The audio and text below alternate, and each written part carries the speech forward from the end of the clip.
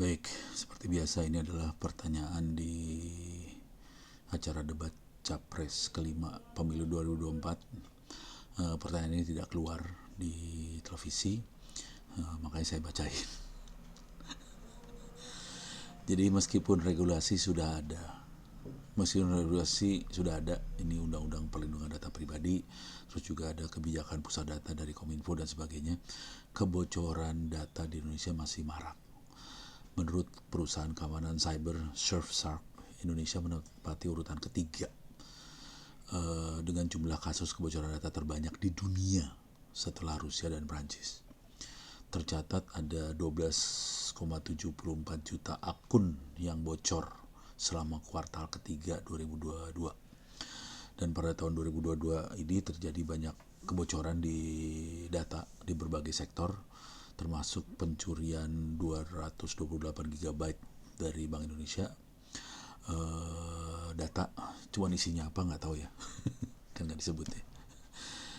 Ini ada di media semua nih ya, penjualan 720 GB pasien rumah sakit. Ini ngeri sih sebenarnya, yang pasien rumah sakit ini ngeri. Kebocoran 160.000 file dalam 60 GB dari data di Pertamina Training and Consulting.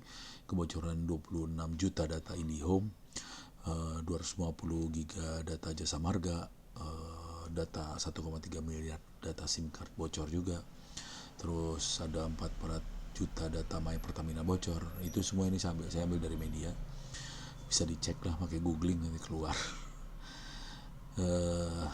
Cuman nanti yang seru ini teman-teman di Kominfo waktu itu cerita ke saya sih, kan mereka itu kan ini ya, rata-rata yang jadi kayak investigator lah, dan mereka itu cerita. Jadi kadang-kadang si hackernya suka ngeklaim juga sih, saya punya sekian gigabyte data dari mana gitu, pas dicek datanya beda. Jadi hati-hati juga nih. Jadi antara hoax sama bener kadang-kadang suka rancu nih. Oke, tapi paling enggak ini membuat kita hati-hati.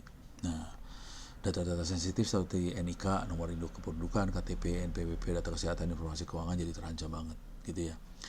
Membahayakan privasi dan keamanan jutaan orang. Nah, hal di atas menunjukkan, kebocoran data ini di atas menunjukkan bahwa regulasi kebijakan yang ada belum cukup. Pertanyaannya, strategi apa yang untuk meningkatkan keamanan data, perlindungan data privasi? Nah, strateginya bisa macam-macam sih sebenarnya. Dari jadi di Kominfo itu ada aturannya, kalau kita memberikan layanan publik pakai IT itu harus ada audit keamanannya, ISO 2701. Harusnya baik yang penyelenggaranya maupun Kominfonya serius gitu ngelihat audit itu gitu. Soalnya kadang-kadang kagak serius kerjainnya, auditnya asal bayar atau kagak diaudit juga dijalanin gitu. Itu ngeri tuh urusannya. Soalnya saya juga pernah lihat ada penawaran audit ISO 2701 harganya 10 juta gitu, dapat sertifikat. Ya capek deh. Kalau udah kayak gitu serius, berbahaya sih. Kecuali kita yang punya orang yang bagus untuk cyber security ya di perusahaan-perusahaan itu. Sayangnya kebanyakan perusahaan-perusahaan kan ngejar target, cost diminimalin. Jadi security kadang-kadang disingkirin, belakangan lu cost center. Padahal kalau udah nama baik tercemar itu bukan cost lagi, itu udah jadi harus investasi sih sebenarnya. Jadi kira-kira gitu. Itu dari sisi perusahaan maupun kominfonya. Dari sisi rakyatnya, kadang-kadang kita juga harus hati-hati buat ngasih data. Jangan sembarangan juga ngasih data sih. Soalnya kadang-kadang ini bocornya lewat user, lewat pegawai. Jadi sering kadang-kadang bocor lewat pegawai, bukan di aplikasinya ya.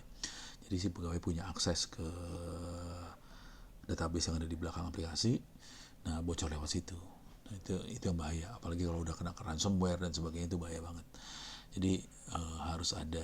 Jadi bukan hanya aplikasinya yang diaudit, cuma si pegawai, user, nasabah segala macam semuanya harus dikasih penjelasan bagaimana supaya kita melakukan transaksi yang aman kayak gitu. Itu yang catatan dari Surfshark itu 12,7 juta akun bocor. Nah itu masuknya dari situ sih. Ngeri. Jadi itu bocornya bukan dari aplikasi kadang-kadang. Mungkin aplikasinya udah bener. Cuman kalau ada user, ada admin atau yang punya privilege kayak misalnya kalau bank itu kan ada teller kan harus login. Bayangin teller di Indonesia kan banyak banget ya, bank kan banyak banget tellernya. Ya kalau akunnya jebol ya bubar lah ceritanya di belakangnya, karena dia bisa akses ke data ke belakangnya. Oke, kira-kira begitu. Mudah-mudahan bisa memberikan gambaran tentang perlindungan data pribadi dan sebagainya. Oh ya, ini juga ada pusat data nih ya. Pusat datanya juga kita mempertanyakan, nih kalau udah kayak gini pakai pusat data yang mana kita sebaiknya, apakah data di luar negeri yang kayaknya lebih aman atau pusat datanya di Indonesia. Nah itu seru lagi lah. Oke, mudah-mudahan bisa memberikan bayangan pada kita semua tentang kasus yang ada, khususnya kebocoran data. Terima kasih.